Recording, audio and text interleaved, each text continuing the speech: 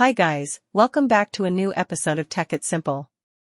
Today, in this video, I'm going to show you how you can edit your profile on Threads.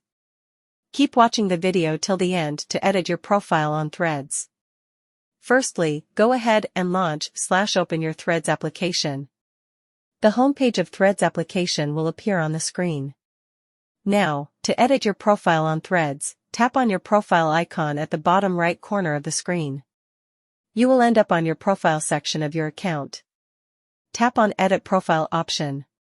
Here, you can edit your name, your bio, as well as set your Threads profile from public to private by sliding the slider to the right side.